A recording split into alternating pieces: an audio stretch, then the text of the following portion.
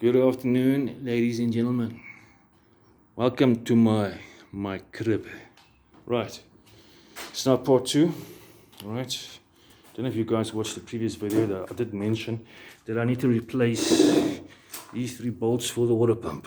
When I did the rebuild last year, I was waiting for these replacement bolts, but it took its goddamn time to come through, so I just reinstalled the stripped ones back into the motorcycle. But now I think it's time to crack open this baby and replace those 3 bolts for the water pump. And of course, last time I checked and did an inspection on my clutch plates, I forgot to install this washer that goes right at the back.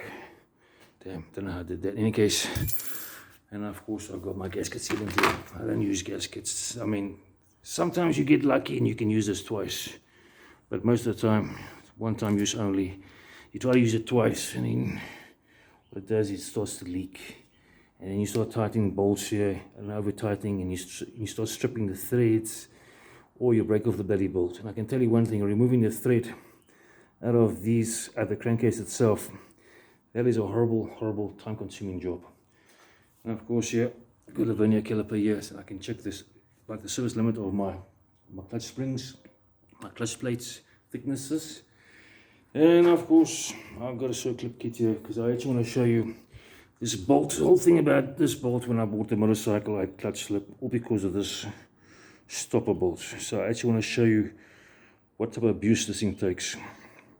To me, this is more of these dual sport bikes and these dirt bikes. I mean, up and down. These things take a lot of abuse, especially on a track and like trails. So that stopper bolt there, to me, will take a lot of abuse. So because of this bolt, when I bought the bike, the clutch slip, and I actually thought it was the internal parts, like, you know, the input shaft, output shaft. But as I said before on a previous video, I found nothing there until I examined this bolt was causing my over selection of gears. Right, I'll put the video on pause. I'm not going to show you the boring steps of this. I want to drain the oil, antifreeze, and remove the rear brake pedal over here, and I'll show you exactly what I mean. Okay, hopefully you guys stick around.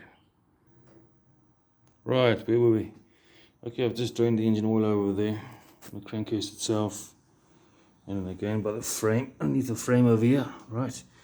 And antifreeze. Now also you've got to inspect your antifreeze. You want to make sure that your water pump seals is not leaking into your crankcase. Okay, as you can see, it's good to go. Antifreeze is good. I will be reusing this stuff. Right, nothing wrong with it. And I'll be inspecting the oil, of course. The last thing I want is glitter inside my oil. Put a glitter inside there, then I've got some serious trouble. Alright, so that oil is good to go. I can reuse that oil, of course. Please, nothing wrong with that, and reusing this stuff. Now I'll be splitting open this like and this crankcase over here. Okay, right. Hopefully you guys stick around. Put the video on pause, and I'll show you as I remove it. Right, where were we? Okay, I must admit this is now going to be part 2 of this vid. Right, I'm rather tired. I was busy earlier this morning with other things, construction work, bit of paving. Whew, what a mess just to remove this bloody clutch side casing. Yeah. Okay, next I gotta do here, but I'll do tomorrow. This is part 2, as I said. Got my clutch holding tool over there. I'm gonna have to use my bloody torque wrench to break it. I didn't have a bloody fucking power bar. Borrowed mine out to a friend and he still hasn't returned it, so I'm gonna have to use that as a breaker bar. Hopefully I can maybe just use this tiny little breaker bar, and hopefully I can break it loose. Yeah, maybe I can also use the heat gun just to heat it up, but of course I've got to bend back the bending tab. I've got a brand new one, and I can maybe heat this up a little bit, and then I can loosey that. I believe that is that way, but we'll see when we get there. I'll remove the basket over here to get to the oil pump. See, the oil pump is over. There's the oil pump. See those screws I'll show you over here. You can see there. Don't know if you can see it there from my lousy camera phone here. All 3 of those are stripped. It's not bad, but I don't like my things to look like shit on the inside. You know what I'm saying? I like my things to look neat. Yeah, see there.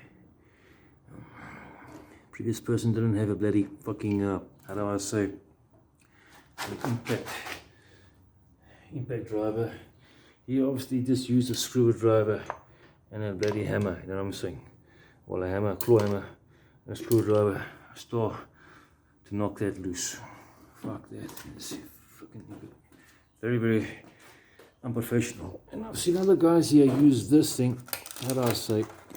What they do is they put a socket on here and then knock that loose. Alright. That, okay, look here, if you've got a friend that's going to do this to your motorcycle, he's working in a motorcycle and does that, just tell him rather to stop. Don't let someone like that work in your motorcycle. You're not going to go use knock on here with a fucking impact, with a handheld impact, and bloody knock on that, you know, bearing race on there. Sorry, I don't have a bloody ematic tool and one of those fancy ass battery guns to remove that.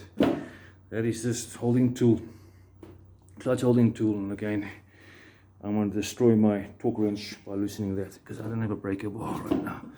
Okay, so this is part 2. Hopefully you guys will stick around for part 3, and I'll show you as I replace those screws for the oil pump, and again I'll show you that bolt, that stopper bolt, how it works and how it rotates and turns the cam, you know, for the selection of the gears. Alright, thank you.